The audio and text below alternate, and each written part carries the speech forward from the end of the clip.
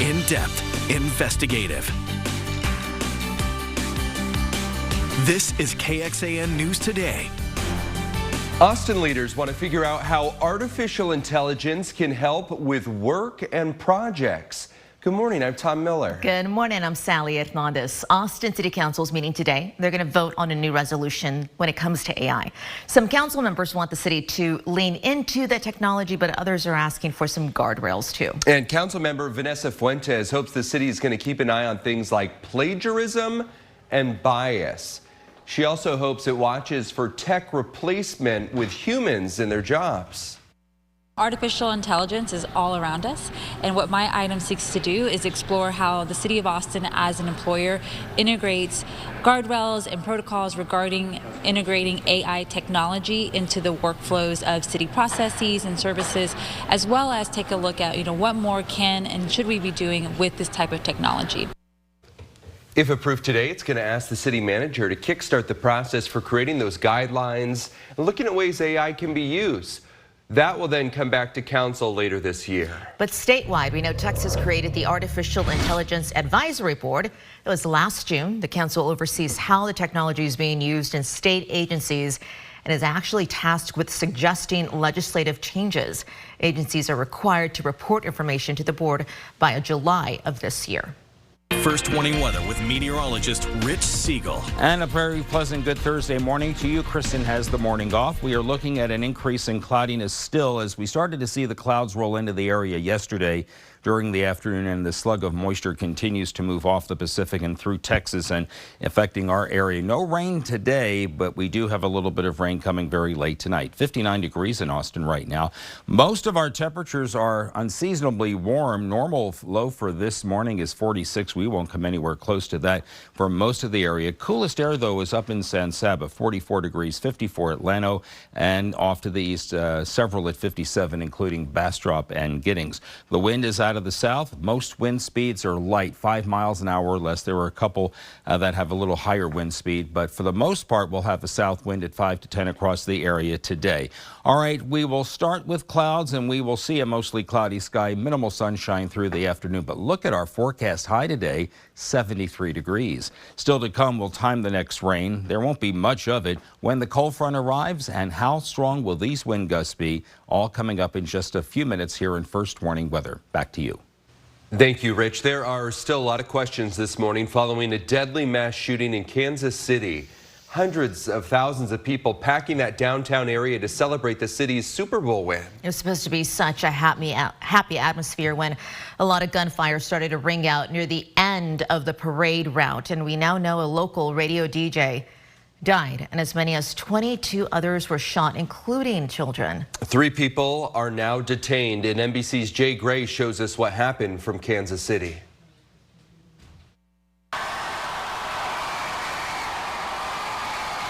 In just seconds, the celebration shifts I can see people jumping the fence right now.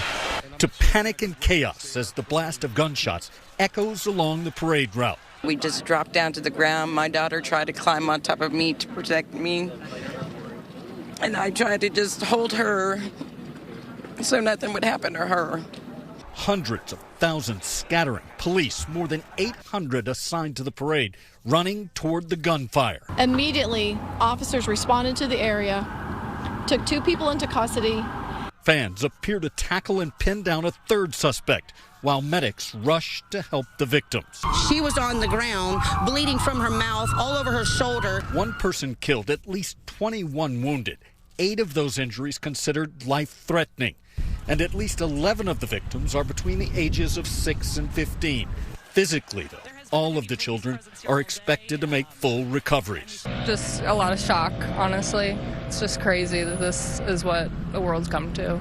For Kansas City's police chief, the shock quickly gives way to frustration. I'm angry at what happened today. The people who came to this celebration should expect a safe environment. The city's mayor left with lingering concern. And I think that's something that all of us who are parents, who are just regular people living each day, have to decide what we wish to do about it. Parades, rallies, schools, movies. It seems like almost nothing is safe. A fear shared by so many here right now. Jay Gray, NBC News, Kansas City. Austin police have identified the driver who died after crashing into the waiting area of an emergency room at St. David's North on Tuesday. APD tells us that the person behind that wheel was 57-year-old Michelle Holloway. The crash hurt 5 others, 2 of them children. Police say there is no indication at this time that this was an intentional act. They also revealed, though, there's no indication the driver suffered a medical episode. One woman who was there says she has been traumatized by this whole thing. The mental images and the sounds are going to be a lot, but I think I can work through like what actually happened and knowing that like it's not going to happen again and like we're all safe is important. Hospital leaders say they have since resumed operations. A serious national security threat this morning. The warning from the chair of the House Intelligence Committee.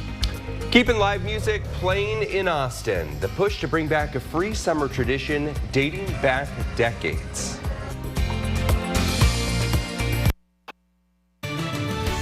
Good morning, everyone. On this Thursday, February the 15th, a live look outside to kickstart your day. Rich Siegel is here. He's going to give you an idea of what your weather is looking like today and into tomorrow, of course. But first, a warning from the chair of the House Intelligence Committee this morning about a serious national security threat.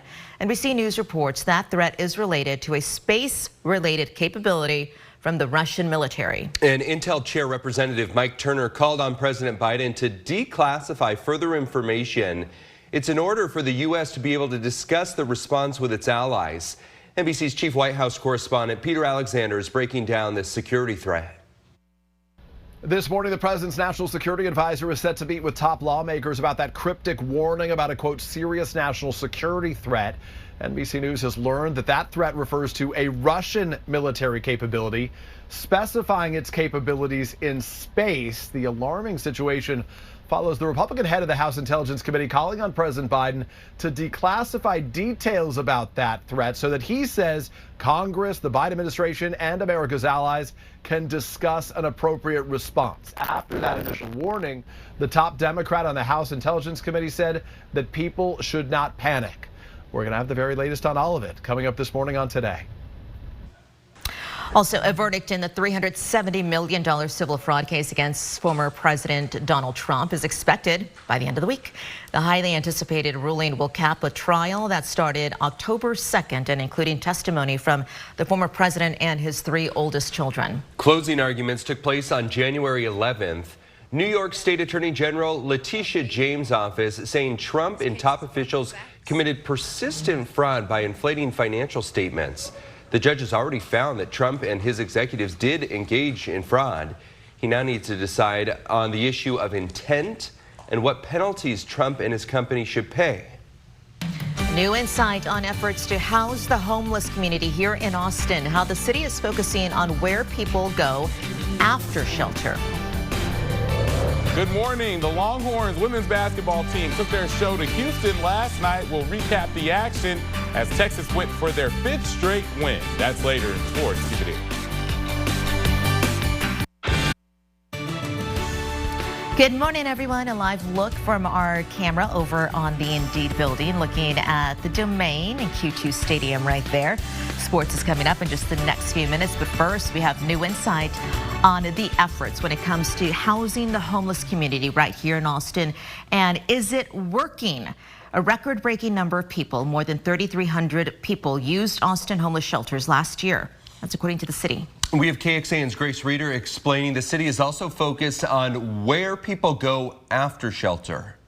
The city of Austin says it's seeing more people in its homeless shelters than ever, but the clock is ticking on 300 of the city's shelter beds at the marshalling yard, which was intended to be a shelter only temporarily. And if we increase the gap, that is that we have less shelter beds as a result of a decision not to continue the marshalling yard, then I think it'll put us in jeopardy. City staff hinted Tuesday at what could come next, roughly halfway through its 1-year contract with the group running the marshalling yard. We do intend to come back to council at some point in the near future to have that conversation about what ongoing operations at the marshalling yard could look like and whether or not that's something that council is going to give us the authority to appropriate funds towards. But what about where people go next? City data shows that only around 3% of people leaving shelter actually end up in permanent supportive housing units.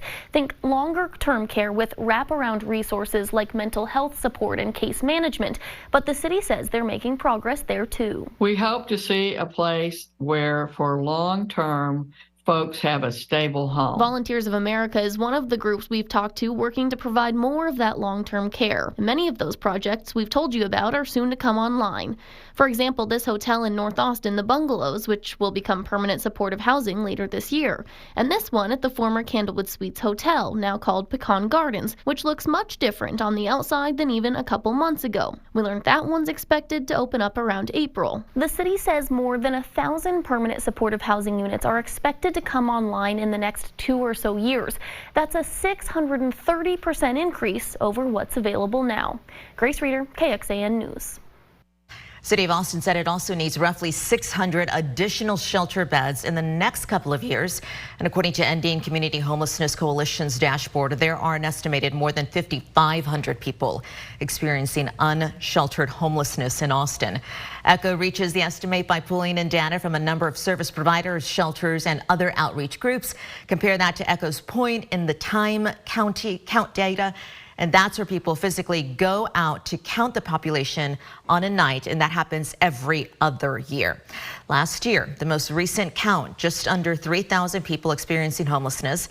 That count is something the feds mandate in cities across the country, but it's only a snapshot and well established to be undercounted.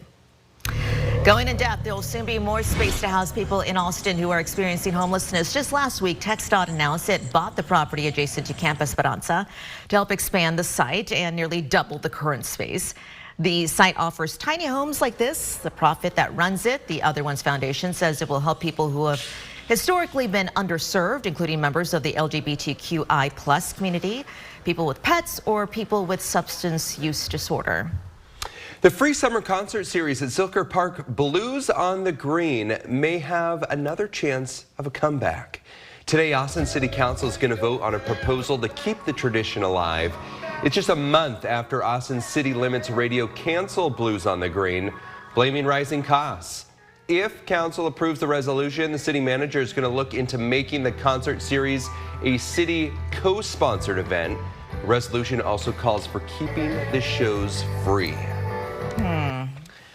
Well, I mean, I like that it would stay free. I do too, because I was thinking more along the lines that maybe they would charge you a little bit of a fee, and I think that people would be willing to pay. But if the city says we're willing to pay, we'll foot the bill. All right. I do think, though, that having it throughout the summer just isn't. It's not our finest season. It's not. There are so many times that it's either really hot or that it gets rained out. That's true. That's true. I think it'd be better served to have it in the fall. Right. You? Yeah, or spring. Or spring. Yeah. Okay.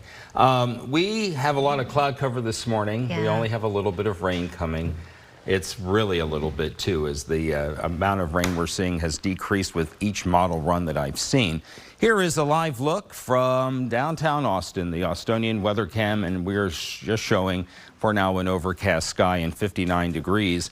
Overnight, we saw a little bit of a spike in both the Cedar and the Elm. Actually, this occurred early yesterday afternoon, and the 24-hour moving average ending at 3 o'clock this morning finds Cedar in very high numbers and Elm in high numbers. These numbers will drop off as we get further into the morning, but we'll update you as we go along. Mulberry medium and Mold low, and Molds were a little bit lower. All right, our high temperatures this afternoon, after readings in the upper 60s at noon, are going to warm even further into the low to mid 70s on this Thursday afternoon, on a day where the normal high is 66 degrees. We are going to stay mostly cloudy through the day, and clouds continue tonight. After midnight is when the rain starts, and look, it's very, very minimal as to how much aerial coverage there'll be. It's confined primarily to areas southeast to south of Austin, and for folks in Caldwell, Bastrop, Lee, and Fayette counties. And then by 10 o'clock tomorrow morning, the rain is gone, and then we stay cloudy through the day. Then the next thing we wait for is the arrival of the cold front. It's going to arrive a little earlier than expected. It'll get here Friday evening. It will clear the area by around midnight, and then we have a strong north wind overnight Saturday morning, and the wind speeds, we'll get into that in just a moment, will stay up through the morning and then start to drop off during the afternoon, and that's how much rain we are looking for. Just a few hundredths up to maybe a few, lucky few with a little more than 1/10 of an inch. All right, here are the gusts. By the time we get to 3 a.m. Saturday, 25 to 35. That will be common through 7 a.m. And then by noon, the gusts start to drop off under 30, get even lower by 6 o'clock, most under 20. And then by the time the marathon starts on Sunday morning, we're looking at a north wind at around 5 to 10 miles an hour. From the First Warning Weather Center, mostly cloudy today, a south wind at 5 to 10, your high 73. We'll be at around 58 or so overnight with a 20% chance of rain. 69 clouds and rain on Friday. Saturday morning, we start at 42. We end only at 52, but with that strong north wind, we'll likely have wind chills in the 40s and maybe even some 30s out in the hill country. Sunday will be bright. We'll end the weekend with a low of 34 for the marathon and a high of 59. And on President's Day will be mostly sunny. On President's Day, your high 70 degrees. Looks pretty good. Thank you, Rich.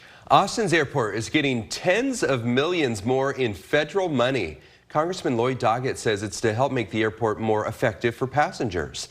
Doggett's office says the extra $39 million is going to come from the Infrastructure Act. About half of that money will design 20 new gates. The remaining money will go toward the Barbara Jordan Terminal's atrium, and that will allow for more passengers to pass through. Doggett says so far the airport's received more than $100 million through the Infrastructure Act.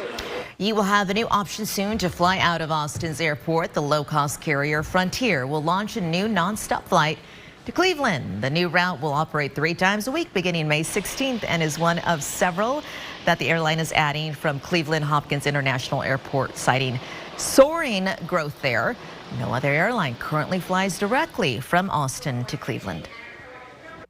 This is KXAN Sports, brought to you by Thomas J. Henry. Good morning. UT women's basketball has proven to be quite mighty despite all of the injuries and difficulties they've been through. They faced Houston on the road last night as they went for their 5th straight win and 4th straight on the road. Vic Schaefer also went for win number 400 as a head coach.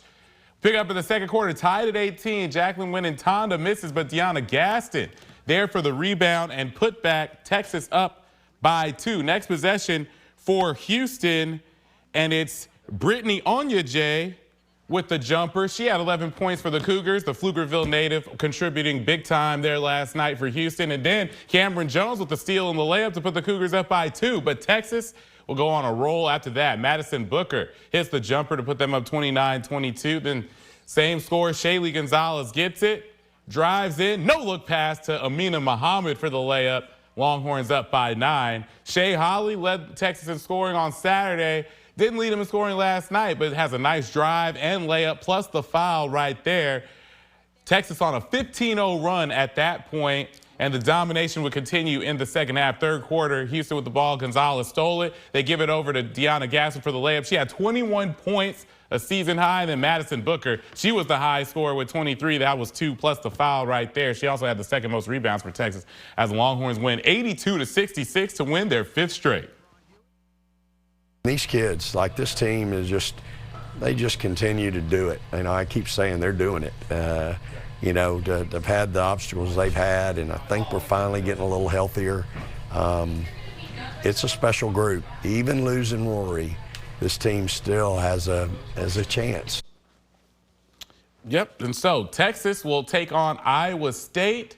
Coming up on Saturday, Iowa State beat Kansas State last night in double overtime, 96-93. Tip-off will be at 3 o'clock inside the Moody Center. That's it for sports. Let's go back over to you. For those listening on the KXAN Today podcast, thank you so much for joining us. Stick around. Here's what we're tracking for you in the 5 o'clock hour on KXAN Today. Why Austin's Airport Advisory Commission wants local and state agencies to do everything it can to keep traffic moving when crashes happen.